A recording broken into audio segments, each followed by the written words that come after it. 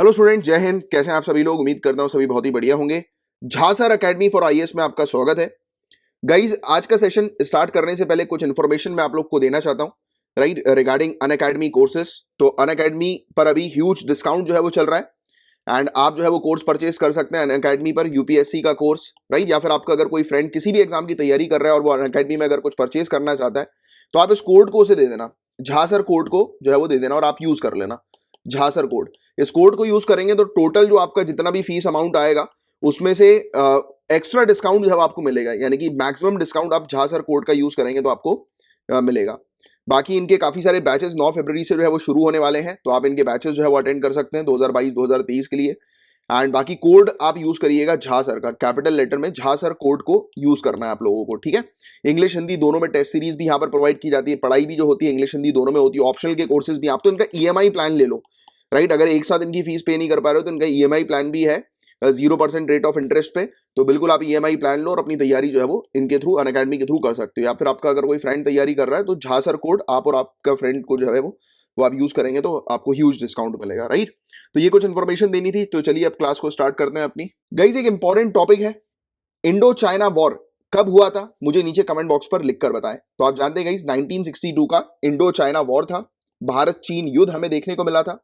और इस साल अक्टूबर में 1962 के भारत चीन युद्ध के 60 वर्ष पूरे होने से पहले आधिकारिक चीनी सैन्य शोधकर्ताओं, ऑफिशियल चाइनीज मिलिट्री रिसर्चर्स ने युद्ध के महत्व और विरासत का पुनः मूल्यांकन करते हुए युद्ध का एक नया इतिहास संकलित किया है। मतलब चाइनीज मिलिट्री रिसर्चर जो है गाइस, तो इन्होंने एक नई हिस्ट्री 1962 वॉर की जो है वो कंपाइल करी है। वॉर के सिग्निफिकेंस, वॉर की जो लेगेसी है उसको फिर से रीएक्सेस किया है और इसके बाद भारत और चीन के मध्य संबंध में मौजूदा तनाव के बीच 1962 के युद्ध पर चर्चा जो है वो फिर से शुरू हो गई है। तो 1962 के युद्ध जो हुआ था, इंडो चाइना वॉर जो हुआ था, तो ये फिर से जो है वो अब पिक्चर में आ रहा है, हाईलाइट हो रहा है इसके 60 इयर्स पूरे होने के बाद, राइट। और आपको बता दें गाइस कि 1962 के युद्ध की पिछली सालगिरहों को चीन में केवल मामूली ध्यान और भारत की तुलना में बहुत कम ध्यान दिया जाता था। मतलब कि जिस प्रकार से इंडिया जो है वो 1962 वॉर पर फोकस करती थी, अटेंशन देती थी, उसको याद करती थी 1962 के वॉर को, तो उस तरीके से चाइना नहीं करता था। चाइना बोलता था बस ये मामूली सा युद्ध है, राइट। और कुछ चीनी सैन्य विद्वान इसे अतीत में हुए भारत के साथ हुए भूले बिसरे युद्ध के रूप में मानते रहे हैं। तो काफी सारे चाइनीज मिलिट्री स्कॉलर्स हैं, वो ये देखते हैं कि पास्ट में एक मतलब एक प्रकार से ऐसा युद्ध था चाइना का इंडिया के साथ जो कि अब भूला जा चुका है, राइट। मतलब सार ये है कि चाइना जो है वो इंडो चाइनीज वॉर जो 1962 का हुआ था उसको बिल्कुल भी महत्व नहीं देता था, उसको इग्नोर करता था, बोलता था कि यार एक भूला भटका एक युद्ध था जो भारत के साथ हुआ था। लेकिन अब इस नजरिए में परिवर्तन हो रहा है। अप्रैल 2020 में शुरू होने वाले वास्तविक नियंत्रण रेखा संकट, लाइन ऑफ एक्चुअल कंट्रोल का जो क्राइसिस शुरू हुआ था अप्रैल 2020 में, और विशेष रूप से 15 जून 2020 को गलवान घाटी में संघर्ष के बाद 1962 के युद्ध पर नए सिरे से ध्यान दिया जा रहा है। तो अभी रिसेंट पास में आप गाइस जानते हैं कि लद्दाख के अंदर स्टैंड ऑफ हम लोग को देखने को मिला था। आपस में हमारी आर्मी और चाइनीज आर्मी एक दूसरे के सामने जो है वो खड़ी हो गई थी, राइट। टेंशन जो है वो शुरू हो गई थी। तो इस टेंशन के दौरान दोबारा से अब याद किया जा रहा है 1962 वॉर को।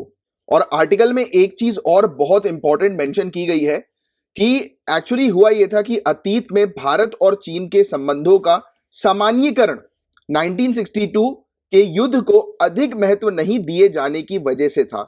मतलब आर्टिकल में यह चीज मेंशन की जा रही है कि इंडिया और चाइना ने इंडो चाइना वॉर 1962 का जो वॉर हुआ था तो उसको ज्यादा महत्व नहीं दिया था, ज्यादा उसको जो है वो आप कह सकते हैं कि गंभीरता से नहीं जो है वो देखा था, राइट। तो इसके कारण से चाइना और इंडिया के बीच में युद्ध के बाद संबंध नॉर्मल थे। बट अभी टेंशन फिर से आ रही है क्योंकि 1962 का जो युद्ध था और जो सीमा विवाद था, बॉर्डर इश्यूज था, उसको दोबारा से हाईलाइट किया जा रहा है, उस पर दोबारा से विचार किया जा रहा है, उस पर दोबारा से रुचि ली जा रही है। इसलिए इंडो चाइना के जो संबंध है वो अब फिर से खराब हो रहे हैं।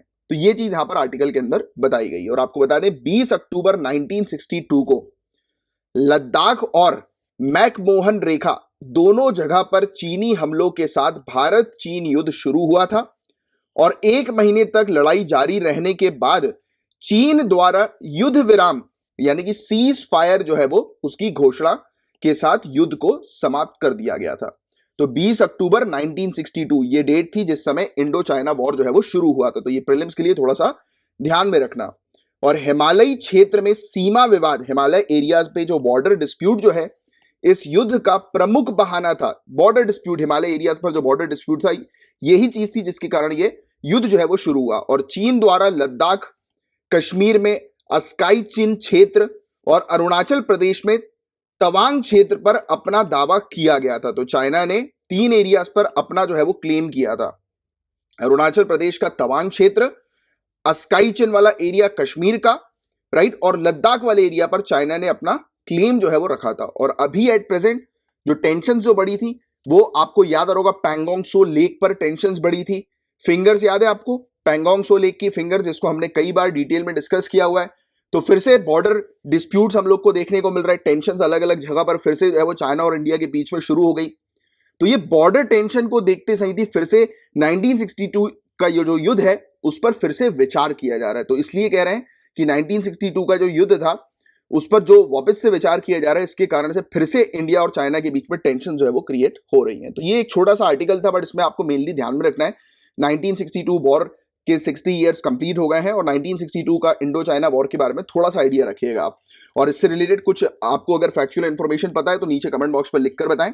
फिर आगे चल के कोई article specifically Indo China war से रिलेटेड आता है तो हम पूरी हिस्ट्री बैकग्राउंड में और हर एक चीज डिटेल में जो है वो कवर करेंगे। अभी के लिए जितनी इंफॉर्मेशन मैंने आपको दी है that is more than sufficient, right guys. हम लोग एक टॉपिक को डिस्कस करेंगे कंटेम्प्ट ऑफ कोर्ट के, but before starting this topic let me tell you कि आपके लिए जो चीज इंपॉर्टेंट है वो है कंटेम्प्ट ऑफ कोर्ट के बारे में जानना कि कंटेम्प्ट ऑफ कोर्ट क्या होता है, कितने टाइप्स का होता है, राइट। तो उसकी डिटेल्स आपको पता होनी चाहिए। तो वो चीज आपके लिए इंपॉर्टेंट है जो अभी हम डिस्कस करेंगे थोड़ी देर के बाद। बट राइट नाउ ये कंटेम्प्ट ऑफ कोर्ट का जो टॉपिक न्यूज में क्यों आया, that is not at all important for you guys, but फिर भी मैं आप लोग को बताना चाहता हूं क्योंकि न्यूज आपके आइडिया बस आपको होना चाहिए कि क्यों ये न्यूज आई कंटेम्प्ट ऑफ कोर्ट की। But this news is not important, right. Exam में ये न्यूज नहीं आएगी, एग्जाम में आएगा कंटेम्प्ट ऑफ कोर्ट के बारे में आपसे डिटेल्स पूछी जाएगी जिसको अभी थोड़ी देर बाद हम डिस्कस करेंगे। सो चलिए स्टार्ट करते हैं इस न्यूज से। तो सुप्रीम कोर्ट गुरुग्राम नमाज मामले में हरियाणा के अधिकारियों के खिलाफ दायर अवमानना याचिका पर सुनवाई के लिए सूचीबद्ध करने के लिए सहमत हो गई है। मतलब कि ऑनरेबल सुप्रीम कोर्ट जो है वो अब रेडी हो गई है कि जो ऑफिशियल्स हैं हरियाणा के जिन्होंने ऑनरेबल सुप्रीम कोर्ट के ऑर्डर्स को जो है वो फॉलो नहीं किया, तो उन ऑफिशियल्स के खिलाफ जो है वो कार्रवाई होगी, कंटेम्प्ट ऑफ कोर्ट की प्रोसीडिंग जो है वो होगी। तो इस चीज के लिए कोर्ट अब रेडी हो गई है। ये याचिका पूर्व राज्यसभा सदस्य मोहम्मद अदीब ने दायर की है। इसमें मांग की गई है कि गुरुग्राम में जुम्मे की नमाज की घटनाओं को रोकने में विफल रहने पर हरियाणा के अधिकारियों के खिलाफ अवमानना कार्रवाई की जाएगी। तो हरियाणा के ऑफिशियल्स के खिलाफ यह कार्रवाई हो रही है। अदीब की ओर से वरिष्ठ वकील इंदिरा जयसिंह ने प्रधान न्यायाधीश एन.वी. रमण की अध्यक्षता वाली पीठ के समक्ष मामले का उल्लेख किया। इसके बाद जस्टिस रमण उपयुक्त पीठ के समक्ष याचिका सूचीबद्ध करने के लिए सहमत हो गए। जयसिंह ने कहा कि यह केवल अखबारों की खबरों पर आधारित नहीं है। उन्होंने कहा, हमने खुद शिकायत दर्ज की है, हम प्राथमिकी को लागू करने के लिए नहीं कह रहे हैं। इस अदालत ने निवारक उपाय निर्धारित किए हैं। मतलब ये वकील ने जो है वो ये चीज प्रेजेंट करी कि हम खुद आपको ये नहीं बोल रहे हैं कि आप जो है वो कोई मतलब जैसे कि ऑर्डर जो है वो दो कि किस प्रकार से मॉब लिंचिंग के केसेस को रोकना है, हेट क्राइम के केसेस को रोकना है, अगर वायलेंस होती है तो ऑफिशियल्स किस प्रकार से ऑपरेट करें। हम ये नहीं कह रहे हैं कि आप इस प्रकार से ऑर्डर दो, ऑर्डर पास करो, डायरेक्शंस दो। मतलब कोर्ट से ये कह रहे हैं कि हम जो है वो कोर्ट के सामने ये नहीं रख रहे हैं कि कोर्ट जो है वो इन सब मामलों को रोकने के लिए ऑर्डर पास करे। हम ये रख रहे हैं कि कोर्ट ने ऑलरेडी ऑर्डर दे चुकी है और उन ऑर्डर को ऑफिशियल्स ने जो है वो पालन नहीं किया, मतलब कि कोर्ट की तौहीन करी, कोर्ट के ऑर्डर्स को फॉलो नहीं किया। और इस पर पीठ ने कहा, हम इस पर गौर करेंगे और तत्काल उचित पीठ के समक्ष पेश करेंगे। हरियाणा सरकार ने दिसंबर 2021 में स्थानीय निवासियों के विरोध के बाद गुरुग्राम के सार्वजनिक पार्कों में शुक्रवार की नमाज पर प्रतिबंध लगा दिया है। अपनी याचिका में पूर्व राज्यसभा सांसद अदीब ने हरियाणा के मुख्य सचिव, पुलिस महानिदेशक IAS संजीव कौशल और IPS PK अग्रवाल के खिलाफ अवमानना कार्रवाई की मांग की है। उन्होंने सांप्रदायिक और हिंसक प्रवृत्तियों को रोकने में हरियाणा के शीर्ष अधिकारियों द्वारा पूरी तरह से निष्क्रियता बरतने का आरोप लगाया है। अदीब ने तर्क दिया है कि हरियाणा के अधिकारी 2018 के तहसीन पूनावाला मामले में सुप्रीम कोर्ट द्वारा जारी निर्देश का पालन करने में विफल रहे हैं। सुप्रीम कोर्ट ने भीड़ द्वारा हिंसा, मॉब लिंचिंग और घृणा अपराधों यानी कि हेट क्राइम की बढ़ती संख्या को नियंत्रित करने और रोकने के लिए निर्देश दिए थे। तो पूनावाला मामले में ऑनरेबल सुप्रीम कोर्ट ने जो है वो डायरेक्शंस दिए थे कि कैसे आप मॉब लिंचिंग या हेट क्राइम या वायलेंस जब होता है तो उसको आप कैसे रोकेंगे। तो इन्हीं सब चीजों को रोकने में विफल हुए अधिकारी और ऑनरेबल सुप्रीम कोर्ट के ऑर्डर का पालन नहीं किया गया कि ऑनरेबल सुप्रीम कोर्ट की 2018 की गाइडलाइंस को फॉलो नहीं किया गया। इसी को देखते हुए ये कंटेम्प्ट ऑफ कोर्ट की प्रोसीडिंग जो है वो शुरू करने पर एक पिटीशन सामने आई थी और अब फाइनली इस पिटीशन को जो है वो एक्सेप्ट कर लिया गया है और कंटेम्प्ट ऑफ कोर्ट की प्रोसीडिंग जो है वो शुरू होगी हरियाणा के ऑफिशियल्स के खिलाफ, आईएएस आईपीएस के खिलाफ, राइट। तो ये चीज थी, बट ये चीज आपके लिए काम की नहीं है गाइस, आपके लिए काम का है कंटेम्प्ट ऑफ कोर्ट का पूरा मामला। मैंने आपको ये न्यूज इसलिए बता दी, नहीं तो फिर आपको लगेगी कि अरे यार सर आप जो है वो ये न्यूज जो है वो नहीं बता रहे हो। देखो क्या होता है, यहाँ पर जो चीज मैं आपको पढ़ाता हूँ कई बार आपको लगेगा कि यार ये चीज जो है वो इंपॉर्टेंट नहीं है, ये चीज इंपॉर्टेंट है, वो मेरे ऊपर छोड़ दो। मेरे पास है एक्सपीरियंस आपको ये चीज बताने का कि क्या चीज इंपॉर्टेंट है, क्या चीज इंपॉर्टेंट नहीं है, क्या चीज एग्जाम में आएगी, क्या चीज एग्जाम में नहीं आएगी। What you guys have to do is you just have to read whatever I am providing you just have to read it religiously, आपका सिलेक्शन होके रहेगा। तो अब कंटेम्प्ट ऑफ कोर्ट के मामले को हम समझते हैं कि मामला हमने समझ लिया, कंटेम्प्ट ऑफ कोर्ट के पॉइंट्स को हम समझते हैं कि कंटेम्प्ट ऑफ कोर्ट एग्जैक्टली होता क्या है। तो हम डिटेल में डिस्कस करेंगे कि कंटेम्प्ट ऑफ कोर्ट होता क्या है, राइट, न्यायालय की अवमानना किसे कहते हैं, एंड इसके अलावा अटॉर्नी जनरल का क्या रोल हम लोग को इस कंटेम्प्ट ऑफ कोर्ट की प्रोसीडिंग में देखने को मिलता है। तो डिटेल में समझिए, बहुत इंपॉर्टेंट टॉपिक है। पहले मैं आप लोग को एक बेसिक सा आइडिया देता हूं कंटेम्प्ट ऑफ कोर्ट एग्जैक्टली है क्या। डेफिनेशन में आपको बहुत लंबी चौड़ी फालतू की चीज जो है वो नजर आएगी, बट सिंपल सी चीज ये ध्यान में रखना कि कोई भी व्यक्ति अगर कोर्ट के बारे में उल्टा सीधा कह रहा है, लिखकर, बोलकर या किसी भी पर्टिकुलर फॉर्म में कोर्ट की या कॉन्स्टिट्यूशन की निंदा कर रहा है, उल्टा सीधा बोल रहा है, राइट, गलत शब्दों का उपयोग जो है वो कर रहा है कोर्ट के लिए, तो इन सब चीजों को, इन सब एक्ट को कोर्ट की तौहीन माना जाता है और इसके लिए कोर्ट जो है वो कार्रवाई करती है। जिसने भी इस एक्ट को अंजाम दिया होता है उस व्यक्ति के खिलाफ जो है वो कार्रवाई होती है। इसमें क्रिमिनल प्रोसीडिंग भी होती है, सिविल प्रोसीडिंग भी हम लोग को देखने को मिलती है।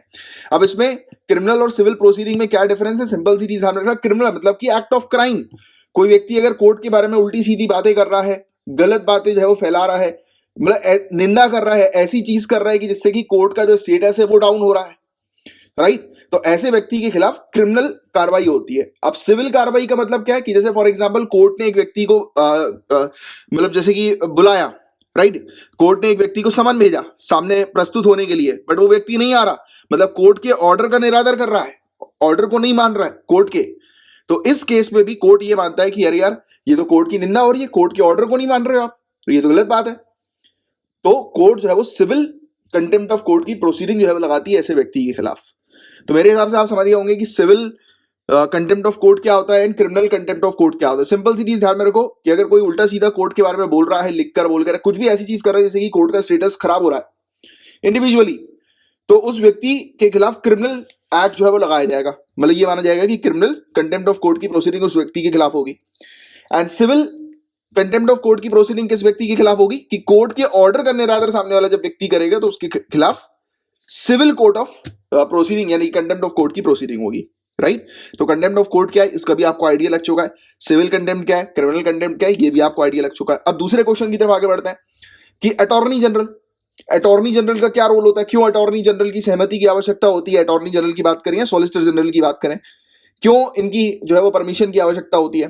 तो गाइस देखो क्या होता है, जैसे कि अगर फॉर एग्जांपल कोर्ट अगर इंडिविजुअली अगर देख रही है कि सामने वाले ने कोर्ट की तौहीन करी है तो उसके लिए तो अटॉर्नी जनरल के पास केस नहीं जाता है।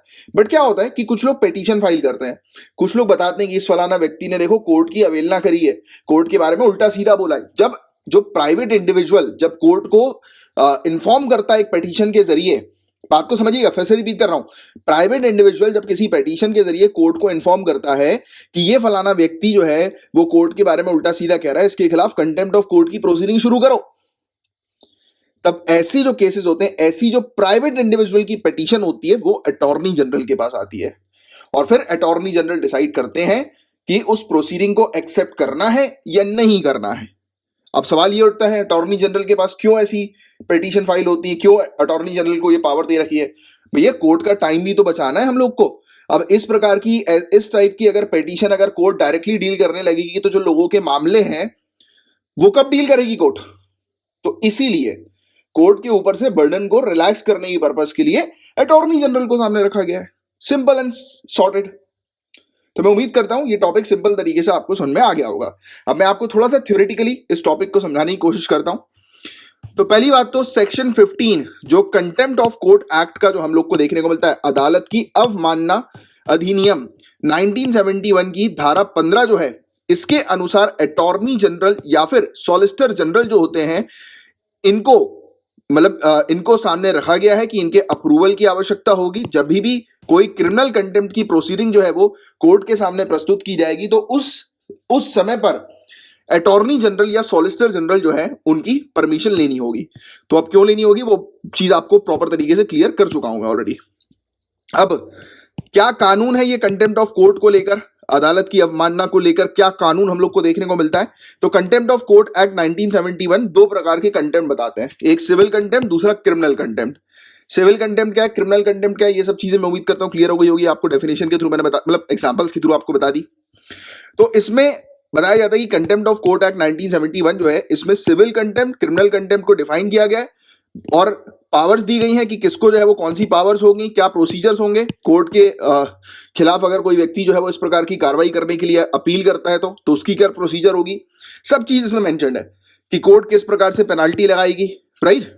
और तो ये सब चीजें कि अगर कोई व्यक्ति जो है वो कोर्ट की अवहेलना करता है तो उसके ऊपर किस तरह के जो है वो चार्जेस लगाए जाएंगे, सब कुछ इसके अंदर डिफाइंड है कंटेम्प्ट ऑफ कोर्ट एक्ट 1971 के अंदर, ठीक है।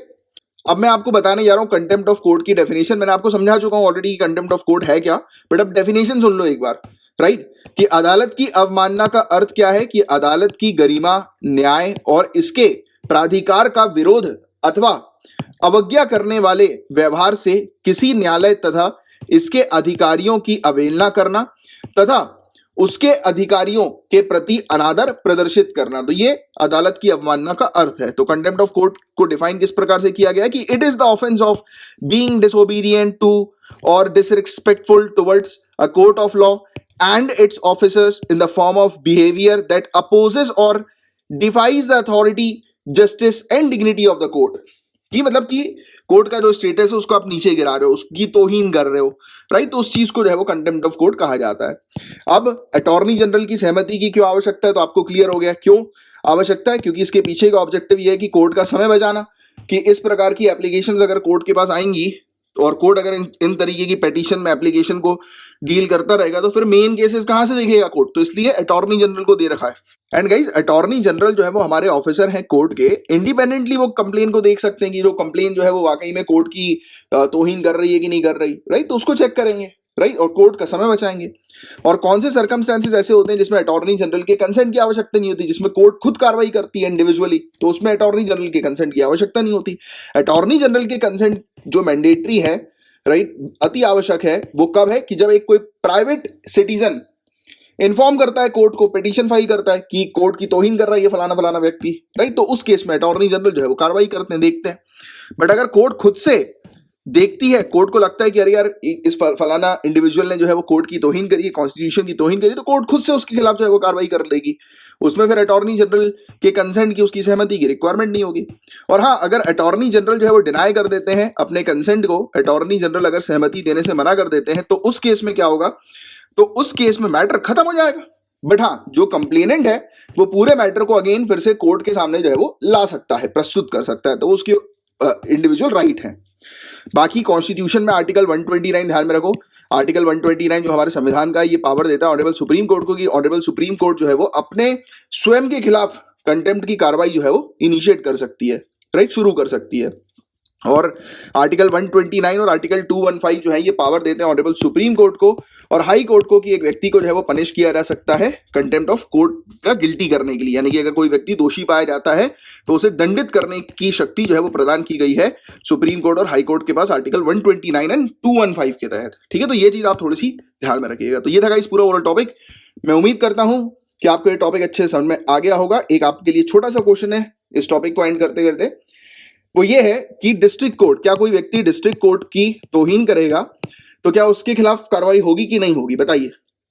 तो गाइस उसके खिलाफ भी कार्रवाई होगी, बट ये सवाल ये उठता है ये कार्रवाई कौन करेगा, डिस्ट्रिक्ट कोर्ट करेगा? नहीं, ईदर हाई कोर्ट और सुप्रीम कोर्ट। सबऑर्डिनेट कोर्ट की भी कार्रवाई करने का काम जो होगा वो हाई कोर्ट या सुप्रीम कोर्ट का हम लोग को देखने को मिलेगा, क्योंकि देखो सुप्रीम कोर्ट और हाई कोर्ट जो है इनको पावर दे रखी है कि कोर्ट के खिलाफ, न्यायालय के खिलाफ अगर कोई व्यक्ति अगर गलत बोलता है तो उसके खिलाफ कार्रवाई जो है वो सुप्रीम कोर्ट और हाई कोर्ट करेंगी और उसको दंडित करेंगी दोषी पाए जाने पे, ठीक है। तो ये चीज ध्यान में रखिएगा, अगर इस प्रकार का कोई स्टेटमेंट आ जाए कि डिस्ट्रिक्ट कोर्ट के पास मतलब अगर कोई व्यक्ति डिस्ट्रिक्ट कोर्ट की तौहीन करेगा तो कोई पावर नहीं है कि उसके सामने वाले व्यक्ति के खिलाफ कार्रवाई करने की, तो ऐसा कुछ नहीं है, पावर है, पावर दे रखी है, already we have discussed about it कि हाई कोर्ट और सुप्रीम कोर्ट के पास पावर है, ठीक है। क्लियर है पूरी बात, क्रिस्टल क्लियर अच्छे से। गाइस डिजिटल रूपी क्या है, इस चीज को हम समझते हैं। इसके बारे में अभी रिसेंटली बजट के दौरान हमारी फाइनेंस मिनिस्टर के द्वारा घोषणा की गई थी। तो हमारी फाइनेंस मिनिस्टर निर्मला सीतारमण जी ने अनाउंस किया था कि ये डिजिटल रूपी को लॉन्च करेंगी। डिजिटल रूपी जो कि सेंट्रल बैंक डिजिटल करेंसी होगी, सीबीडीसी होगी। सीबीडीसी का फुल फॉर्म याद रखना, सेंट्रल बैंक डिजिटल करेंसी।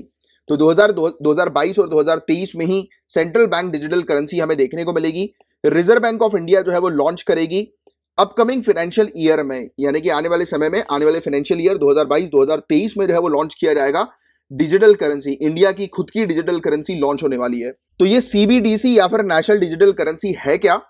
तो नेशनल डिजिटल करेंसी सिंपली एक डिजिटल फॉर्म है हमारी कंट्री के फियाट करेंसी का, यानी कि साख मुद्रा का डिजिटल रूप है।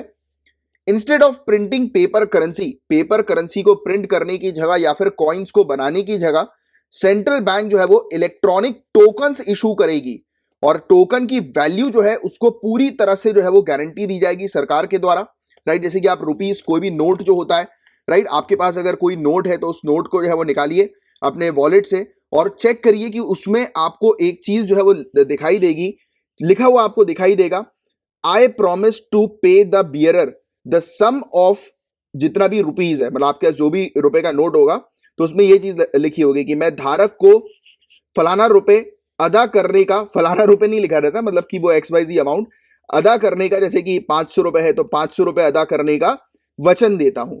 तो ये चीज लिखी रहेगी और उसके नीचे हमारे किसका सिग्नेचर होगा, बताइए जरा। ऑनरेबल प्राइम मिनिस्टर का, आरबीआई के गवर्नर का, आरबीआई के डेप्यूटी गवर्नर का, फाइनेंस मिनिस्टर का। बताइए जरा कि किसका नोट पर सिग्नेचर होता है। आपके पास जो भी नोट हो गए उसमें सिग्नेचर किसका है, नीचे कमेंट बॉक्स पर बताइए लिखकर कि किसका सिग्नेचर है, किस अथॉरिटी का सिग्नेचर, और उन अथॉरिटी का नाम भी बताइए कि आपके पास जो नोट है उस पर किसका सिग्नेचर है, राइट। तो इसका मतलब क्या होता है कि जो इलेक्ट्रॉनिक टोकन यानी कि ये डिजिटल करेंसी जो होगी उसकी बैकिंग सरकार जो है वो प्रोवाइड कराएगी, मतलब सरकार उसको लीगल टेंडर जो है वो बनाकर रिलीज करेगी, राइट, कि उसको आप लीगली जो है वो यूज कर सकते हो कहीं पर भी। 4 मेजर उपयोग होंगे सीबीडीसी के इंडियन कॉन्टेक्स्ट में। एक तो फिट फॉर पर्पस मनी होगा जिसको सोशल बेनिफिट के लिए उपयोग में लिया जाएगा, या फिर दूसरे टारगेटेड पेमेंट्स हमारी कंट्री के अंदर होते हैं उस पर्पस के लिए उपयोग में लिया जाएगा। सेंट्रल बैंक जो है वो बेनिफिशियरी को डायरेक्ट प्री प्रोग्राम सीबीडीसी के तहत जो है वो पे करेगी और ये सिर्फ उन्हीं जगह पर यूज में जो है वो लिया जा सकेगा, उन्हीं जगह पर ये करेंसी एक्सेप्ट की जा सकेगी जो स्पेसिफिक लोकेशंस है। मतलब देखो इस चीज को मैं आपको सिंपल तरीके से समझाता हूं, मुझे पता है कि ये वाली चीज आपके ऊपर से चली गई होगी। सिंपल तरीके से मैं आपको समझाऊं तो जैसे कि गाइस आपको पता है कि बहुत सारे घोटाले होते हैं, है ना, राशन शॉप में भी बहुत सारे घोटाले होते हैं। कई बार राशन का सामान जो है वो बेनिफिशियरी को मिलता नहीं, ऑन पेपर बस दिखा दिया जाता है। इससे फायदा क्या होगा, करप्शन रुकेगा। कैसे रुकेगा, सरकार जो है वो क्या करेगी, डायरेक्ट आधार लिंक बैंक अकाउंट है ही, हम लोग को जनधन अकाउंट देखने को मिलता है। सरकार क्या करेगी कि उनके बैंक से लिंक इस पर्टिकुलर डिजिटल करेंसी को उनके अकाउंट में डाल देगी और ये जो डिजिटल करेंसी होगी ये तो एक तो टोकन है, तो ये टोकन सिर्फ उन्हीं जगहों पर जो है वो मतलब वो किया जा सकता है, रिलीज हो सकता है या फिर उन्हीं जगहों पर रिडीम हो सकता है जिन जगह पर सरकार बताएगी। जैसे कि गरीबों के अकाउंट पे जो है वो टोकन जो है वो डलवा दिए, ये टोकन राशन शॉप पर ही सिर्फ रिडीम होंगे। जैसे कि आपको पता होगा इसकी काफी सारे ऐसे टोकन्स होते हैं जो सिर्फ एक ही पर्टिकुलर, जैसे आप कई बार सामान परचेस करते होंगे अलग अलग वेबसाइट से, तो वो वेबसाइट आपको टोकन्स देती है और वो टोकन सिर्फ उन्हीं की वेबसाइट पे उन्हीं के प्रोडक्ट पर ही आप रिडीम कर सकते हो, है ना, दूसरी जगह पर नहीं कर सकते। तो सेम चीज जो है वो सरकार इस डिजिटल करेंसी के साथ जो है वो करेगी। कितनी बेहतरीन चीज है, इससे आप सोच सकते हैं कि मतलब टेक्नोलॉजी के कारण कितना ज्यादा करप्शन जो है वो रुक सकता है, राइट, टेक्नोलॉजी के कारण। तो this is the importance of technology, you can write in your mains exam too. तो मेंस में अगर टेक्नोलॉजी से रिलेटेड कोई क्वेश्चन आता है तो सीबीडीसी का भी जरूर उपयोग जो है वो कीजिएगा। एंड सीबीडीसी जो है इसका उपयोग faster cross border remittance payments पर भी किया जा सकेगा। International collaboration major economies of the world के साथ हो सकेगा, अलग अलग कंट्रीज के साथ हम डिजिटल करेंसी के माध्यम से कोलैबोरेट कर सकेंगे। इंडिया जो है वो हेल्प कर सकेगी कि नेसेसरी इंफ्रास्ट्रक्चर क्रिएट करने में, राइट, और सीबीडीसी ट्रांसफर और कन्वर्जन करने में जो भी फैसिलिटीज की आवश्यकता होती है, यानी कि ये जो डिजिटल करेंसी है इसको दूसरी करेंसी में कन्वर्ट करने के लिए जिन भी चीजों की आवश्यकता पड़ेगी, राइट, यानी कि जो भी मतलब इंफ्रास्ट्रक्चर वगैरह की या जो भी फैसिलिटी की आवश्यकता पड़ेगी तो वो सरकार जो है वो प्रोवाइड कराएगी अपने एंड से। एंड पेमेंट इंस्ट्रूमेंट जो है ये अवेलेबल किए जाएंगे पेमेंट ट्रांजैक्शंस के लिए, जो कि सीबीडीसी के द्वारा जो है वो होंगे, मतलब कि एप्लीकेशन वगैरह कुछ इस प्रकार की चीजें दी जाएंगी। इवन विचार किया जा रहा है कि ऑफलाइन पेमेंट फंक्शनैलिटी भी इसमें शामिल की जाए, कि जैसे कि फॉर एग्जांपल कि इसी डिजिटल करेंसी को आप जैसे किसी एटीएम पे गए आप, तो आपके अकाउंट में है ये डिजिटल करेंसी, तो आपने इसको जो है वो उसमें प्रिंट करा लिया, कैश में जो है वो प्रिंट करा लिया। अगर आपको कैश की रिक्वायरमेंट है तो आप एटीएम पर गए, वहां पे आपने उसको कन्वर्ट करा दिया कैश में। तो इस प्रकार से भी ऑफलाइन पेमेंट पर भी काम जो है वो हो सकेगा। And micro small and medium enterprises जो इंडिया के अंदर है, उनको अगर फंड प्रोवाइड कराना है सरकार को, उनको लेंड करना है, मतलब कि पैसे ऋण उनको देना है, तो ये सीबीडीसी के माध्यम से तुरंत जो है इंस्टेंट लेंडिंग जो है वो हो सकेगी, इंस्टेंट जो है वो ट्रांसफर हो जाएगा पैसा, राइट। और सीबीडीसी की क्या आवश्यकता है गाइस, तो ऑफिशियल डिजिटल करेंसी जो है वो जो करेंसी मैनेजमेंट का कॉस्ट है उसको रिड्यूस कर देगी, रियल टाइम पेमेंट को अलाउ करेगी बिना किसी इंटर बैंक सेटलमेंट के। तो कितनी बढ़िया सी चीज होगी, डायरेक्ट, और एक्चुअली में ये ब्लॉकचेन टेक्नोलॉजी के ऊपर आधारित ये पूरी चीज होने वाली है। एंड इंडिया जो है गाइस उसका करेंसी टू जीडीपी रेशियो बहुत ज्यादा है। इसका क्या मतलब हुआ कि हम जो करेंसी को बनाते हैं, हम जो कॉइन जो है वो बनवाते हैं, हम पेपर करेंसी जो बनवाते हैं, उसमें जो हमारी लागत लगती है वो बहुत ज्यादा लगती है, राइट। तो इससे फायदा क्या होगा ये डिजिटल करेंसी आने से, कि प्रिंटिंग का कॉस्ट रिड्यूस हो जाएगा, खत्म हो जाएगा एक प्रकार से, राइट। प्रिंटिंग का कॉस्ट या फिर जो करेंसी है उसको एक जगह से दूसरी जगह जो ट्रांसफर करना रहता है उसका ट्रांसपोर्टिंग कॉस्ट, और पेपर करेंसी को जो स्टोर करके रखना रहता है तो उसका स्टोरिंग कॉस्ट, तो ये पूरी चीज जो है वो रिड्यूस हो जाएंगी, कम हो जाएंगी। और जो नीड है इंटर बैंक सेटलमेंट की वो पूरी तरह से खत्म हो जाएगी, क्योंकि सेंट्रल गवर्नमेंट जो है वो directly person to another person जो है वो इसको हैंडल कर सकेगी डिजिटल फॉर्म में, राइट। एंड चैलेंजेस भी काफी सारे हैं नेशनल डिजिटल करेंसी को लेकर। एक तो साइबर सिक्योरिटी का बड़ा चैलेंज, हमारी कंट्री के अंदर लोगों को डिजिटल लिटरेसी नहीं है, लोग आज भी जो है वो हमारी कंट्री के अंदर डिजिटल या फिर स्मार्टफोन जो है वो यूज नहीं कर पाते हैं, तो ये एक बड़ी दिक्कत हम लोग को देखने को मिलती है, राइट। और साथ ही साथ जैसे कि काफी सारे जो प्रॉब्लम्स हैं, जैसे कि रेगुलेशन से रिलेटेड, कि कैसे हम इस पूरी करेंसी को रेगुलेट करेंगे, मॉनिटर करेंगे, मेंटेन करेंगे, मैनेज करेंगे, ट्रैक करेंगे इन्वेस्टमेंट को और परचेज को, और कैसे टैक्स करेंगे इंडिविजुअल को इस डिजिटल करेंसी के माध्यम से। तो वो सब भी एक चीज है जिस पर अभी काम करना बाकी है। और एक तो प्रिवेसी का खतरा, आप अगर किसी को डिजिटल करेंसी लोगे तो ऑब्वियस ही बात है कि उसकी बेसिक इंफॉर्मेशन तो कलेक्ट करोगे ही करोगे, तो ये बेसिक इंफॉर्मेशन जो लोगों की कलेक्ट होगी तो उनकी प्राइवेसी को, निजता के लिए खतरा भी जो है वो हो सकता है, तो ये भी मामले जो है वो सामने आएंगे। तो अभी तो हम करेंसी इशू करेंगे और उसके साथ साथ हमें ये सब जो चैलेंजेस है, ये सब प्रॉब्लम्स है, उसको रिजॉल्व करने पर भी विचार करना है, काम करना है। तो ये पूरा ओवरऑल टॉपिक था। बाकी जब डिजिटल करेंसी जब आएगी तब हम और डिटेल में इस टॉपिक को कवर करेंगे। गाइस, जिस प्रकार से सिंगापुर इंटरनेशनल आर्बिट्रेशन सेंटर है या फिर लंदन कमर्शियल आर्बिट्रेशन सेंटर है, उसी तर्ज पर जो मामले हैं, डिस्प्यूट जो है, विवाद जो है, उसको रिजॉल्व करने के लिए, उसका समाधान करने के लिए या फिर उसके समाधान में तेजी लाने के लिए बताया जा रहा है कि बजट भाषण में हमारी फाइनेंस मिनिस्टर निर्मला सीतारमण जी ने अनाउंस किया था कि एक इंटरनेशनल आर्बिट्रेशन सेंटर जो है वो गिफ्ट सिटी पर सेटअप किया जाएगा। तो ये भी एक इंपॉर्टेंट चीज है जिसके बारे में आपको जानकारी होनी चाहिए। SIAC के बारे में आपको जानकारी होनी चाहिए, IFSC के बारे में आपको जानकारी जो है वो होनी चाहिए। तो इस पर हम लोग चर्चा करते हैं। IFSC बारे में तो ये है क्या, इसको बहुत इजी तरीके से समझते हैं हम लोग, क्योंकि थ्योरी में अगर आप इस पूरी चीज को पढ़ोगे तो काफी कुछ चीजें जो है वो आपको समझ में नहीं आएगी। सिंपल सी बस, बैंक्स को रेगुलेट किसके द्वारा किया जाता है, RBI के द्वारा। और ये IRDA की बात करें, insurance regulatory and development authority के बारे में बात करें तो आप जानते हैं जितनी भी इंश्योरेंस कंपनीज होती है उनको रेगुलेट कौन करती है, IRDA, राइट। इसके अलावा अगर हम लोग बात करें pension fund regulatory and development authority के बारे में, PFRDA के बारे में, तो ये जितने भी पेंशन फंड्स वगैरह होते हैं उनको ये रेगुलेट करती है, राइट। इसके अलावा जैसे शेयर मार्केट वगैरह होता है उसको कौन रेगुलेट करती है, SEBI, security and exchange board of India, right. तो इसके बारे में आप जानते हो पूरी चीजें। तो बट हमारी कंट्री के अंदर जितने भी, जैसे हमारी कंट्री के अंदर जो लोग फॉरेनर्स जो इन्वेस्ट करते हैं, ठीक है, क्योंकि हम लोग जो है अगर इन पर्टिकुलर एरियाज पर, इन सेक्टर्स पर अगर हम लोग इन्वेस्ट करते हैं तो उसके बाद अगर कोई घोटाला होता है तो हम लोग जाते हैं, जैसे कि बैंक्स में अपन ने इन्वेस्ट किया या बैंक से रिलेटेड कोई इशू है तो हम लोग आरबीआई को अप्रोच कर सकते हैं, इंश्योरेंस कंपनी से रिलेटेड कोई इशू है तो हम लोग आईआरडीए को अप्रोच कर सकते हैं, या फिर आईआरडीए ये सुनिश्चित करती है कि जो भी लोग मतलब इसमें एनरोल्ड हैं, यानी कि जो भी कस्टमर्स यहाँ पर इन्वेस्टमेंट कर रहे हैं या फिर जो भी पॉलिसीज वगैरह परचेज कर रहे हैं, तो उनको किसी प्रकार का नुकसान नहीं होना चाहिए। तो उसके ऊपर निगरानी रखने के लिए, उसको मॉनिटर करने के लिए ये बॉडीज हम लोग को ऊपर देखने को मिलती हैं। बट कोई फॉरेनर जब हमारी कंट्री में किसी कंपनी में इन्वेस्ट करते हैं या फिर हम लोग किसी फॉरेन कंट्री में इन्वेस्ट करते हैं तो सिक्योरिटी कहां मिल पाती है, राइट? कि अगर कुछ घोटाला होता है या कोई भी इशू होता है तो उसकी सिक्योरिटी तो नहीं मिल पाती, क्योंकि हम तो अप्रोच कर ही नहीं सकते, किसी अथॉरिटी के पास जा ही नहीं सकते जो कि निगरानी रखे पूरी चीजों को, जो हमें सेव करके रखे, हमें प्रोटेक्ट करके रखे कि हमने अगर कोई इन्वेस्टमेंट किया है, जैसे कि आप अगर कोई फॉरेन कंट्री में कोई इन्वेस्टमेंट करते हैं उसके बाद कुछ घोटाला हो जाए तो फिर आप किसके पास जाओगे? कोई अथॉरिटी तो है नहीं कि जहां पर आप जाकर केस फाइल कर सकते हो, राइट? आप हाथ पैर मारोगे बट आपको एग्जैक्टली पता नहीं होगा कि आपको कहां पर अप्रोच करना है। बट अगर बैंक में कोई घोटाला होता है तो यू नो कि आपको कहां पर जाना है, आरबीआई के पास अप्रोच करनी है।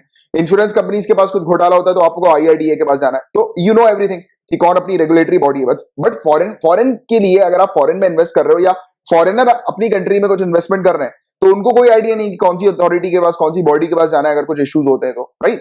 तो ऐसी चीजें ना हो इसके लिए इंटरनेशनल फाइनेंशियल सर्विस सेंटर्स हम लोग को देखने को मिलते हैं, आईएफएससी हम लोग को देखने को मिलता है। तो ये कुछ ऐसे सेंटर्स होते हैं जो कि पूरी तरह से डील करते हैं फॉरेन इन्वेस्टमेंट के ऊपर।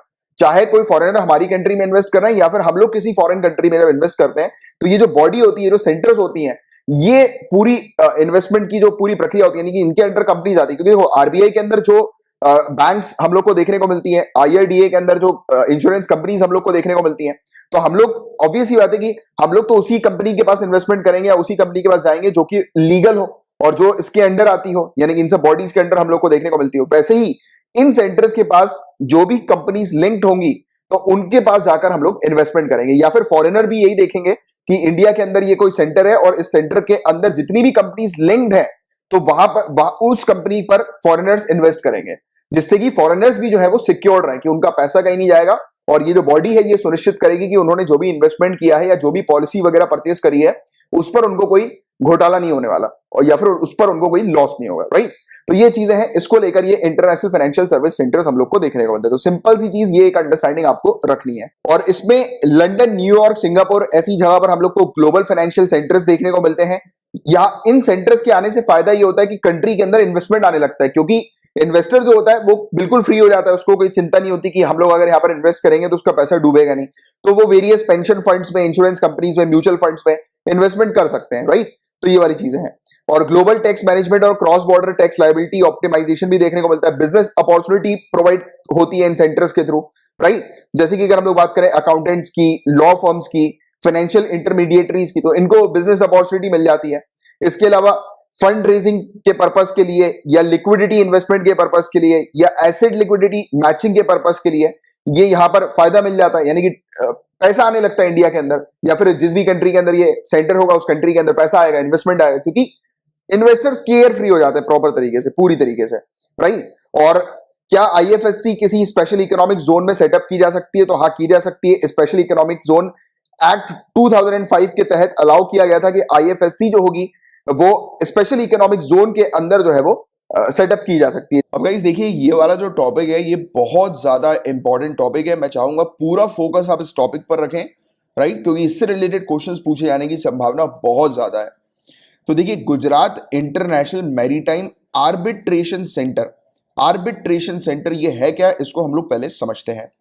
तो देखिए, आर्बिट्रेशन का मतलब, जहां पर भी आर्बिट्रेशन शब्द आए आपको सिंपल पता होना चाहिए ये क्या है। कोर्ट हम लोग को देखने को मिल रही है जहां पर डिस्प्यूट्स वगैरह जो होते हैं ना, मामले वगैरह जो होते हैं वो रिजॉल्व होते हैं, ठीक है? तो इस पर्टिकुलर सेंटर में मामले जो है वो रिजॉल्व होंगे। किससे रिलेटेड मामले रिजॉल्व होंगे? तो देखो, हमें मैरीटाइम लिखा हुआ है, तो मैरीटाइम सेक्टर, समुद्री सेक्टर जो है, क्षेत्र जो है, उससे रिलेटेड मामले यहां पर रिजॉल्व होंगे। और किस टाइप के समुद्री मामले? इंटरनेशनल।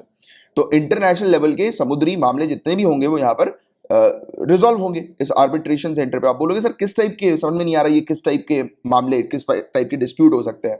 तो देखो देखो एमएनसी होती है, मल्टीनेशनल कंपनी हो गई या फिर फॉरेन इन्वेस्टर हो गया, राइट। जैसे कि हम अपनी कंट्री के अंदर पोर्ट्स वगैरह बनवाते हैं और पोर्ट्स में बहुत सारी काम होता है। ऐसा नहीं है कि एक बार पोर्ट बना दिया और काम फिनिश हो गया, उसको मेंटेन करने का काम होता है, उसमें नई नई टेक्नोलॉजीज लाने का काम होता है, राइट, लगातार, राइट। तो किसी फाइनेंशियल इन्वेस्टर ने यहाँ पर जो है वो इन्वेस्ट किया, फॉरेन इन्वेस्टर ने, राइट, फाइनेंस जो है वो प्रोवाइड किया, फंड जो है वो प्रोवाइड किया स्पोर्ट के अंदर, बट कुछ ऐसा हो गया कि उसको पर्याप्त शेयर नहीं मिल रहा है, जो भी XYZ इशू हुआ, तो उसका जो मामला है वो इस आर्बिट्रेशन सेंटर पर जो है वो चलेगा, राइट। तो ये चीज हम लोग को देखने को मिलती है। तो ये है आर्बिट्रेशन सेंटर, इस प्रकार के मामले यहां पर हमें देखने को मिलते हैं।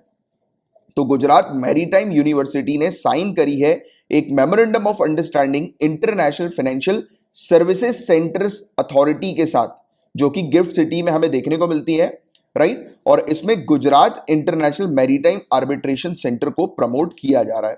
तो IFSC जो है वो इसमें मैरीटाइम सेक्टर भी अब शामिल किया गया है, राइट, कि मैरीटाइम सेक्टर में जितने भी फॉरेन इन्वेस्टमेंट होंगे तो उनकी कार्रवाई भी यहां पर इस आर्बिट्रेशन सेंटर पर हमें देखने को मिलेगी।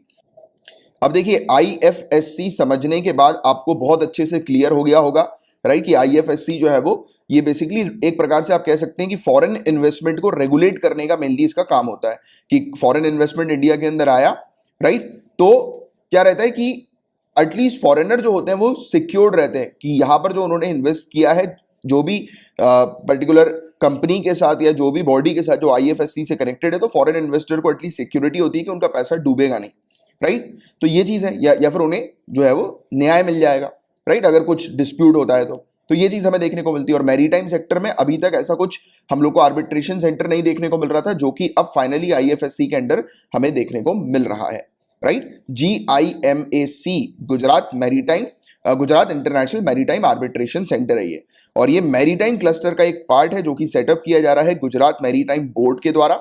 और ये गिफ्ट सिटी के अंदर ही IFSC जहां पर है वहीं पर ही हमें देखने को मिल रहा है, गांधीनगर गुजरात में।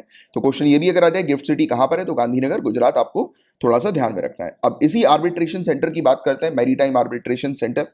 तो ये पहला प्रकार का हमारा सेंटर है जो कि जितने भी, देखो मैंने आपको बताया था ना, जितने भी डिस्प्यूट है समुद्री क्षेत्र से लेकर शिपिंग सेक्टर से रिलेटेड, वो यहां पर जो है वो रिजॉल्व होंगे, राइट। और GIMAC जो है वो क्यों सेटअप की गई है, तो आइडिया ये है कि हमें वर्ल्ड क्लास आर्बिट्रेशन सेंटर को क्रिएट करना है। फोकस ये है कि जितने भी मैरीटाइम डिस्प्यूट्स और शिपिंग डिस्प्यूट्स हमें देखने को मिलते हैं वो रिजॉल्व हो, जिससे कि जितने भी कमर्शियल और फाइनेंशियल कॉन्फ्लिक्ट्स होते हैं वो जल्दी जल्दी इंडिया में रिजॉल्व हो, और इवन फॉरेन इन्वेस्टर जो है वो सिक्योर्ड रहे कि वो अगर इन्वेस्टमेंट करेंगे इंडिया के अंदर तो एटलीस्ट मतलब उनको न्याय मिलेगा, राइट, उनका केस जो है वो वहीं पर रिजॉल्व होगा। तो ये चीज हमें देखने को मिल रही है। और आज की डेट में 35 से भी ज्यादा आर्बिट्रेशन सेंटर हमारी कंट्री के अंदर है, बट कोई भी आर्बिट्रेशन सेंटर मैरीटाइम सेक्टर से रिलेटेड हमें नहीं देखने को मिला था। और जैसे मान के चलो कि आज की डेट में जब भी अगर कुछ इश्यू होता है मैरीटाइम सेक्टर को लेकर, तो केस जो है वो कहां पर लगता है, तो सिंगापुर के आर्बिट्रेशन सेंटर पर केस लगता है, या अभी तक लगता था। बट अब इसके आने के बाद हमारे यानी कि गुजरात इंटरनेशनल मैरीटाइम जो आर्बिट्रेशन सेंटर है, इसके आने के बाद जो है वो केसेस अब बाहर नहीं लगेंगे, इंडिया में ही इंडिया के केसेस जो है वो रिजॉल्व होंगे, राइट। क्लियर है आपको यहां तक बात है। गिफ्ट सिटी के बारे में भी दो चार बातें जान लो। Gujarat international finance tech city, gift city हमें देखने को मिलती है। ये बिजनेस डिस्ट्रिक्ट जो है गुजरात की वो मानी जाती है, अहमदाबाद के नजदीक में ये हम लोग को देखने को मिलती है गुजरात के अंदर। और इंडिया की पहली operational green field smart city है ये। अब ग्रीन फील्ड का मतलब क्या होता है, देखो दो चीजें होती हैं, एक ग्रीन फील्ड और एक ब्राउन फील्ड हमें देखने को मिलती है। इसका डिफरेंस भी अभी के भी आप समझ लो। जैसे कि एक खाली जमीन है, ठीक है, एक खाली जमीन है और मैंने इस पर जीरो से जो है वो बिल्डिंग बनाना शुरू किया, तो ये कौन सा प्रोजेक्ट हुआ, ग्रीन फील्ड प्रोजेक्ट हुआ, राइट, जिसमें मैं जीरो से जो है वो कार्य करना शुरू कर रहा हूं। बट जैसे फॉर एग्जांपल ये एक ऑलरेडी बिल्डिंग बनी हुई है, इसके ऊपर मैं एक और माला बना रहा हूं, मतलब मैंने क्या किया, एग्जिस्टिंग प्रोजेक्ट के ऊपर मैं काम कर रहा हूं, तो ये क्या हो गया, ब्राउन फील्ड हो गया। तो जहां पर जीरो से प्रोजेक्ट जो शुरू होता है वो ग्रीन फील्ड प्रोजेक्ट होता है, और जो प्रोजेक्ट ऑलरेडी एग्जिस्टेड होता है और उस पर फिर काम होता है तो फिर वो ब्राउन फील्ड प्रोजेक्ट होता है। तो ये इंडिया की पहली operational green field smart city हमें देखने को मिलती है, और IFSC यहीं पर ही है, right, international financial service centre, right. और जो गुजरात गवर्नमेंट जो है ये प्रमोट करती है यहां पर ग्रीन फील्ड प्रोजेक्ट को, और ये कहां पर लोकेटेड है, साबरमती नदी के किनारे पर ये हमें देखने को मिलती है। क्लियर है आपको यहाँ तक पूरी बात है? तो ये पूरी चीज आपको अच्छे से समझनी है, स्पेशली आईएफएससी से रिलेटेड आपसे क्वेश्चन जो है वो पूछे जा सकते हैं और जीआईएमएससी से रिलेटेड भी आप क्वेश्चन पूछे जा सकते हैं। तो बहुत अच्छे से इस टॉपिक को रखिएगा दिमाग में। और आज की डेट में सभी कंट्रीज जो है वो क्यों पहुंच रही हैं सिंगापुर के पास? तो आज की डेट में अगर हम लोग बात करें तो सिंगापुर एक बड़ा हब बन चुका है, राइट, जहां पर कहा जाता है कि फॉरेन इन्वेस्टर्स जो है उनको ऐसा लगता है कि सिंगापुर के अंदर जो केसेस जो सुने जाते हैं वो न्यूट्रलाइज तरीके से सुने जाते हैं, यानी कोई पक्षपात वगैरह नहीं होता, राइट। और सिंगापुर जो है वो एक मतलब समय अनुसार यानी कि काफी लंबे टाइम से हम लोग को देखने को मिल रहा है कि सिंगापुर बन चुका है एक रेपुटेटेड कंट्री के तौर पर, जहां पर केसेस जो है वो रूल ऑफ लॉ के तहत जो है वो सुने जाते हैं और सुनवाई जो होती है रूल ऑफ लॉ के तहत होती है, जजमेंट जो होता है रूल ऑफ लॉ के तहत होता है, इंटरनेशनल स्टैंडर्ड्स को फॉलो किया जाता है, हाई इंटीग्रिटी यहां पर देखने को मिलती है।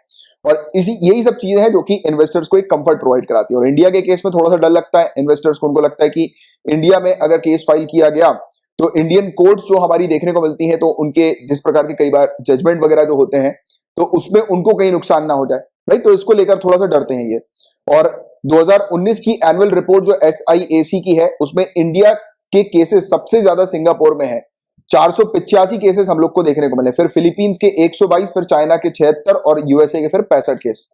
तो इस प्रकार के केसेस भी इंडिया के देखने को मिल रहा है। और इंडिया के पास क्या कोई इंटरनेशनल आर्बिट्रेशन सेंटर है? तो याद रखना, हाँ, हम लोग का खुद का एक इंटरनेशनल आर्बिट्रेशन सेंटर है जहां पर इंटरनेशनल मामले सुने जाते हैं, जो कि मुंबई के अंदर है। और सिंगापुर इंटरनेशनल आर्बिट्रेशन सेंटर की बात करें तो ये एक not for profit international arbitration organisation है, सिंगापुर के अंदर है ये, और ये मामले जो है वो सुनता है। और रूल्स ऑफ आर्बिट्रेशन इसका खुद का है एक, और दूसरा United nation commission on international trade law UNCITRAL, इसके जो रूल्स हैं वो भी यहां पर रखकर सुनता है। जैसे कि जो रूल ऑफ लॉ जो लगता है वो इसका खुद का भी रहता है रूल्स, और साथ ही साथ ये इंटरनेशनल जो हम लोग को देखने को मिलता है उसका भी रूल हम लोग को यहां पर नजर आता है, देखने को मिलता है, राइट। तो ये था पूरा ओवरऑल टॉपिक इससे रिलेटेड। होपफुली आपको पूरी चीज जो है वो क्लियर हो गई होगी अच्छे से।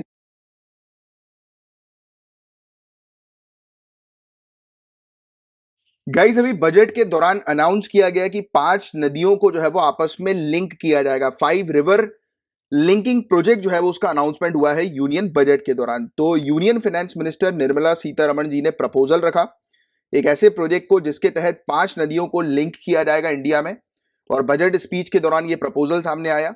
जो रिवर्स आइडेंटिफाई की गई हैं लिंकिंग के लिए वो है गोदावरी कृष्णा पॉइंट 1, कृष्णा पेन्नार, पेन्नार कावेरी, और दमन गंगा पिंजल, और पार तापी नर्मदा। तो ये जो नदियां हैं गाइस, तो आप लोग के लिए एक टास्क है, इन नदियों की लोकेशन आपको फाइंड आउट करनी है कि ये नदी कहां पर है, कहां से ओरिजिन होती है, राइट, और कहां कहां पर मतलब किन किन स्टेट से होकर जो है वो गुजरती है। तो ये चीज आपको लिखना है। सेकेंडली आपको ये चीज लिखना है इस नदी की लेंथ जो है वो कितनी है, कितनी बड़ी ये नदी है। थर्ड चीज जो है वो आपको ये लिखना है, जो कि काफी इंपॉर्टेंट चीज है, कि इन नदियों की ट्राइब्यूटरीज कौन सी है, राइट। तो नीचे अभी पहले आप अपने पास पेन और पेपर लेकर जो है अपने पास नोट्स बना लो, और उसके बाद फिर लिखने के बाद नीचे कमेंट बॉक्स पर भी या तो ये लिख देना कि सर रिवर लिंकिंग का टास्क जो है वो डन, राइट। तो मुझे पता लग जाएगा कि आपने ये टास्क जो है वो जो मैंने आपको दिया है वो आपने कंप्लीट कर लिया है, राइट। तो ये बहुत जरूरी होता है, ये छोटी छोटी चीजें होती हैं, बहुत जरूरी होती हैं। तो एक ब्रीफ ओवरव्यू मैं आपको बता देता हूं नदियों से रिलेटेड। तो कृष्णा नदी की बात करेंगे तो 4th लार्जेस्ट नदी है इंडिया के अंदर। महाबलेश्वर महाराष्ट्र से ये ओरिजिनेट होती है। महाराष्ट्र, कर्नाटक, तेलंगाना और आंध्र प्रदेश से होकर गुजरती है। कावेरी नदी की बात करें गाइस तो ये कोडागु से ओरिजिनेट होती है और कर्नाटक में बहती है और तमिलनाडु में बहती है। पन्ना नदी जो हम लोग को देखने को मिलती है ये ओरिजिनेट होती है चिक्काबल्लापुरा से, राइट, और ये कर्नाटक, तमिलनाडु और आंध्र प्रदेश से होती हुई बहती हुई निकलती है। गोदावरी नदी तीसरी लार्जेस्ट नदी है इंडिया के अंदर, जो कि नासिक से ओरिजिनेट होती है, महाराष्ट्र में मतलब गुजरती है, तेलंगाना, आंध्र प्रदेश, छत्तीसगढ़, ओडिशा से गुजरती है।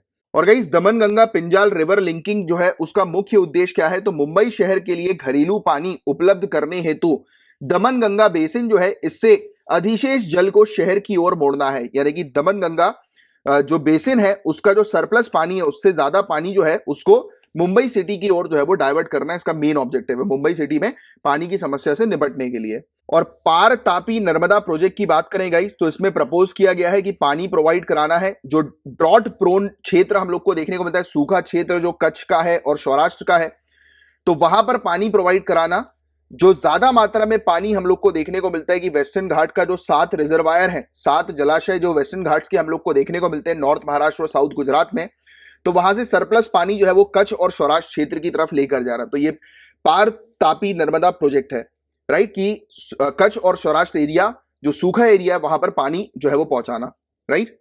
और इंटरलिंकिंग के बेनिफिट जो है वो क्या होते हैं गाइस, तो एक तो वाटर और फूड सिक्योरिटी को ये बढ़ावा देता है, जल और खाद्य सुरक्षा में वृद्धि लाता है, पानी का प्रॉपर यूटिलाइजेशन हो सकता है रिवर इंटरलिंकिंग प्रोजेक्ट के माध्यम से, एग्रीकल्चर को बूस्ट मिलता है, कृषि को बढ़ावा मिलता है, डिजास्टर जो होते हैं वो कम होते हैं, जैसे कि जहां पर भी फ्लड की प्रॉब्लम हो रही है तो आप फ्लड एक्सेस पानी को जो है वो डाइवर्ट कर दो, या जहां पर सूखा पानी है वहां पर पानी जो है वो पहुंचाओ, तो डिजास्टर मिटिगेशन होता है। ट्रांसपोर्टेशन को बूस्ट मिलता है क्योंकि इंटरलिंकिंग प्रोजेक्ट के तहत आप नेविगेशन का भी अच्छे से इस्तेमाल जो है वो कर सकते हो। बट इससे जुड़े कुछ कंसर्न्स हैं, कुछ इश्यूज हैं, कुछ विवाद, कुछ चिंताएं हैं। तो इंटरलिंकिंग ऑफ रिवर जो है गाइस, ये बहुत एक्सपेंसिव प्रपोजल होता है, इसमें बहुत पैसा लगता है, इसमें बहुत भारी मात्रा में जमीन, फॉरेस्ट, बायोडाइवर्सिटी, रिवर्स, काफी सारे लोग का की जो आजीविका है, लाइवलीहुड है, वो अफेक्ट होती है।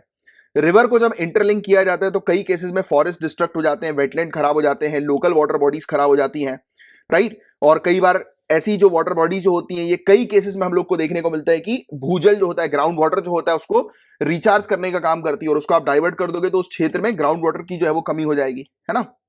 एंड भारी मात्रा में लोगों को डिस्प्लेस किया जाता है, प्रोजेक्ट अब सेटअप होगा तो लोगों को शिफ्ट करना पड़ेगा, तो ये एक इशू है। काफी ह्यूज बर्डन हम लोग को गवर्नमेंट के ऊपर भी देखने को मिलता है कि जो रिहेबिलिटेशन का जो इशू सामने आता है, मतलब कि जो लोगों को एक जगह से, यानी कि उनके निर्धारित जो जगह है उससे हटाकर कहीं और शिफ्ट करना होता है, तो उसमें गवर्नमेंट को एक बहुत ह्यूज बर्डन जो है वो फेस करना होता है। कई बार विरोध भी आता है काफी सारी जगहों से, कई बार सरकार कई केसेस में कुछ लोग को टेंडर देती है ये काम करवाने का, वो लोग नहीं कर पाते तो सरकार के ऊपर जो है वो उंगलियां उठ जाती हैं, राइट। तो वो सब बहुत सारे इश्यूज हैं। एंड जब भी इंटरलिंकिंग नदियों की जो होती है तो भारी मात्रा में हमें देखने को मिलता है कि फ्रेश वाटर जो समुद्र में एंटर करता है उसमें गिरावट आ जाती है, यानी कि फ्रेश वाटर जो समुद्र की तरफ जो है वो जाता है तो उसमें गिरावट आती है, और इस गिरावट के कारण भारी मात्रा में मरीन लाइफ को जो है वो डैमेज होता है, समुद्री जीवन को गंभीर खतरा होता है इस चीज के कारण। तो ये चीज थी गाइस जिसके बारे में आप लोग को बताना था। तो इंटरलिंकिंग प्रोजेक्ट्स के कुछ हम लोग ने मतलब जो अभी बजट में जो इंटरलिंकिंग रिवर्स के बारे में हमने कुछ फैक्ट जो है वो जाने, और ये भी जाना कि किस प्रकार से रिवर लिंकिंग के बेनिफिट्स होते हैं और क्या क्या प्रॉब्लम्स है, क्या क्या इश्यूज हैं, क्या क्या चुनौतियां हैं, चैलेंजेस हैं, right guys. A very important topic, नल से जल योजना एंड जल जीवन मिशन, ये दो टॉपिक्स को हम लोग डिटेल में जो है वो अभी डिस्कस करने वाले हैं। बहुत ध्यान से इस टॉपिक को सुनिएगा। ये टॉपिक हम लोग इसलिए डिस्कस कर रहे हैं क्योंकि हर घर नल से जल स्कीम के तहत 2022 और 2023 के लिए अभी बजट में 60,000 करोड़ रुपए एलोकेट किए गए हैं, और बताया गया है कि 3.8 करोड़ हाउस होल्ड्स को, यानी कि जो परिवार है 3.8 करोड़ परिवार जो हैं उनको भी शामिल किया जा रहा है इस स्कीम में। तो हम डिस्कस करेंगे पहले नल से जल योजना के बारे में। तो 2019 में ये स्कीम लॉन्च हुई, मिनिस्ट्री ऑफ जल शक्ति के अंडर ये स्कीम हमें देखने को मिलती है। स्कीम का मेन ऑब्जेक्टिव है पाइप्ड ड्रिंकिंग वाटर, कि हर एक रूरल होम में, गांव क्षेत्र का जो घर है, रूरल हाउस होल्ड जो हम लोग को देखने को मिलता है, या ग्रामीण घर जो है, उसमें पाइप से पीने का पानी उपलब्ध कराना 2024 तक। तो ये टारगेट ईयर ध्यान में रखना कि 2024 तक आप किसी भी गांव में, किसी भी घर में जाएंगे तो वहां पर पीने का पानी जो है वो पाइप के माध्यम से मिलना चाहिए, यानी कि सब घर में पीने के पानी की पाइपलाइन जो है वो लगी होनी चाहिए और वहां पर पानी अवेलेबल होना चाहिए। और ये कंपोनेंट है जल जीवन मिशन का, सरकार के जल जीवन मिशन का ही एक कंपोनेंट हम लोग को देखने को मिल रहा है। और ये स्कीम जो है वो एक यूनिक मॉडल के ऊपर आधारित है। अब ध्यान से सुनना कि ये स्कीम का मॉडल क्या है, जहां पर पानी समितिज हैं, वाटर कमेटी है, वाटर कमेटी के अंदर विलेजर्स होंगे जो कि, यानी कि गांव के ही लोग डिसाइड करेंगे कि पीने का पानी जो लोग कंज्यूम करते हैं, जो पीने का पानी लेते हैं, तो वो कितना पे करेंगे पानी का, मतलब पानी के चार्जेस क्या होंगे, किसको कितना चार्ज जो है वो देना पड़ेगा पीने के पानी के लिए, तो ये विलेजर्स ही डिसाइड करेंगे। तो इस यूनिक मॉडल के ऊपर आधारित ये स्कीम है, जो कि बहुत इंपॉर्टेंट पॉइंट है इस स्कीम का, जो आपको ध्यान में रखना है कि पीने के पानी का टैरिफ क्या होगा, राइट, यानी कि पानी समितियों द्वारा निर्धारित शुल्क गांव के सभी निवासियों के लिए एक समान नहीं होगा। मतलब कि जो पीने के पानी का जो टैरिफ होगा, शुल्क होगा, वो सभी के लिए, गांव के रहने वाले सभी लोगों के लिए एक समान नहीं होगा, इक्वल नहीं होगा। जिन लोग के बड़े घर हैं उनको ज्यादा पे करना पड़ेगा, और जो गरीब लोग हैं या फिर जिन घरों में कोई भी मेंबर जो है वो कमाने वाला नहीं है, तो उनको जो है वो पीने के पानी के लिए कुछ नहीं देना होगा। गाइस एक बात तो है, जो इमोशंस होते हैं ना, वो गांव वालों को बहुत अच्छे से पता है। वाकई में लिटरली वेलफेयर का काम जो है ना वो गांव वालों से अच्छा और कोई नहीं कर सकता, क्योंकि इमोशनल कनेक्ट होता है। दैट इज टोटली ट्रू यार। क्योंकि शहर के एरियाज में तो एक ही चीज है वो देखी जाती है कि लूटो लूट हमारी शहर में बहुत होती है, बट गांव में एक्चुअली में जो होता है ना, एक परिवार के समान सभी लोगों को देखा जाता है। मतलब जैसे ये जरूरी नहीं है कि हम तो सिर्फ अपने इंटरेस्ट के लिए काम करेंगे, सभी के इंटरेस्ट के लिए इकट्ठा होकर काम आवाज उठाई जाती है। कितनी बढ़िया बात लिखी है कि जो गरीब है उनको कुछ पे नहीं करना, उनको पीने के पानी के लिए कुछ पे नहीं करना, भले वो पानी यूज करें ना करें।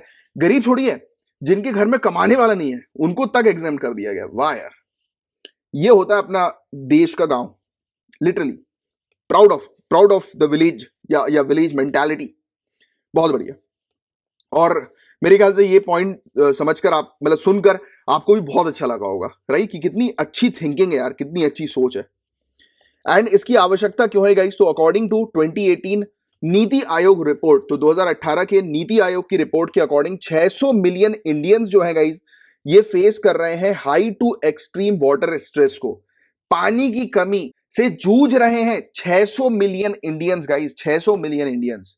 और अबाउट 2 लाख लोग, लगभग 2 लाख लोग हर साल जो है वो मर रहे हैं because of inadequate access to safe water. हर साल 2 लाख लोगों की मौत हो रही है क्योंकि उनको सुरक्षित जल जो है वो नहीं मिल पा रहा है, राइट। तो ये चीजें बहुत इंपॉर्टेंट डेटा, ये आप जरूर जो है वो ध्यान में रखिएगा। और 2030 तक बताया ये भी जा रहा है कि हमारी कंट्री की वाटर की डिमांड जो है वो लगभग दुगनी हो जाएगी, 2x हो जाएगी। और इसके कारण काफी सारे million of people, 100 million of people, भारी मात्रा में लोग जो है वो पानी की समस्या से जूझेंगे। और इसमें हमारी कंट्री की जीडीपी का 6% लॉस भी होगा पानी की समस्या के कारण। स्टडीज ने यह भी तक बताया है कि 84% रूरल होम्स जो है उनके पास एक्सेस नहीं है पाइप्ड वाटर का, यानी कि पीने के पानी की पाइपलाइन जो है वो उनके घर पर नहीं लगी है रूरल होम्स में। मतलब आप ये कह सकते हो या तो हर 10 गांव के हर 10 घर में से 8 घरों के अंदर तो आपको पीने के पानी का पाइपलाइन जो है वो नहीं मिलेगा, राइट। तो ये चीज यहां पर एक स्टडी के थ्रू बताई गई है। और हमारी कंट्री के अंदर कंटामिनेटेड वाटर, जो दूषित पानी जो है वो 70% से ज्यादा हमारी कंट्री के टोटल वाटर में सप्लाई में से देखने को मिल रहा है। मतलब कि लोगों तक साफ पानी की पहुंच भी जो है वो नहीं है। तो ये 2 चैलेंजेस को बहुत इंपॉर्टेंट है जल्द से जल्द रिजॉल्व करना। और इसमें ये नल से जल योजना जो है वो उसका एक बहुत इंपॉर्टेंट रोल है, एंड जल जीवन मिशन का, तो जिसके बारे में अब हम लोग डिस्कस करेंगे। तो जल जीवन मिशन की बात करेंगे तो ये चीज ध्यान में रखना कि 55 लीटर पानी हर व्यक्ति को हर दिन जो है वो मिलना चाहिए गांव क्षेत्र में। किसके माध्यम से? Functional house hold tap connection के माध्यम से, यानी कि पीने के पाइपलाइन के माध्यम से हर व्यक्ति को 2024 तक 55 लीटर पानी, गांव क्षेत्र के हर व्यक्ति को 55 लीटर पानी मिलना चाहिए हर दिन 2024 तक। तो ये ऑब्जेक्टिव है। और ये स्कीम मिनिस्ट्री ऑफ जल शक्ति के अंडर आती है। 2019 में जल जीवन मिशन को लॉन्च किया गया था। मिशन जो है गाइस किस अप्रोच पर आधारित है? कम्युनिटी अप्रोच पर आधारित है पानी को लेकर, जिसके अंदर कम्युनिटी को जो है वो इंफॉर्मेशन दी जाएगी, एजुकेशन प्रोवाइड किया जाएगा, कम्युनिकेशन जो है वो, ये मतलब ये 3 चीजें, इंफॉर्मेशन, एजुकेशन, कम्युनिकेशन, व्यापक जानकारी, शिक्षा और संवाद। इसको, इन 3 प्रमुख घटक जो है, कंपोनेंट जो है, उसको शामिल किया गया है इस मिशन के अंदर कि लोगों को इंफॉर्मेशन दो रिगार्डिंग सेफ ड्रिंकिंग वाटर, लोगों को एजुकेट करो पानी की, क्योंकि गंदा पानी पिएंगे तो क्या होगा, उनको प्रॉब्लम्स आएंगी, राइट, वेरियस डिजीज जो है वो उनको होंगी। एंड सेकेंडली कम्युनिकेशन, कि वो दूसरों को स्प्रेड करें, राइट, रिगार्डिंग द पानी की प्रॉब्लम्स से रिलेटेड, या फिर उनके पास अगर पीने का पानी नहीं है तो वो आवाज उठाएं, राइट। तो इस अप्रोच के ऊपर आधारित ये मिशन हमें देखने को मिल रहा है। और जल जीवन मिशन जो है गाइस ये एक क्रिएट करना चाहता है एक जन आंदोलन पानी के लिए, और पानी को सभी की प्रायोरिटी बनाने पर फोकस करना चाहता है जल जीवन मिशन। इस मिशन में केंद्र सरकार और राज्य सरकार का जो शेयर है पूरे मिशन में, तो नॉर्थ ईस्टर्न स्टेट्स और हिमालयन स्टेट्स की बात करें तो उसमें 90-10 है। 90% शेयर जो है वो सेंट्रल गवर्नमेंट का है, 10% शेयर जो है वो स्टेट गवर्नमेंट का है, नॉर्थ ईस्टर्न स्टेट और हिमालयन स्टेट्स के मामले में। बाकी दूसरी स्टेट्स जो है उसमें 50-50, और यूनियन टेरिटरी के मामले में 100% फंडिंग जो है वो केंद्र सरकार की तरफ से हमें देखने को मिलती है। तो ये 2 इंपॉर्टेंट टॉपिक्स थे गाइस, जिसको हमने डिटेल में डिस्कस किया। उम्मीद करता हूं आपको अच्छे से पूरे पॉइंट जो है वो समझ में आ गए होंगे।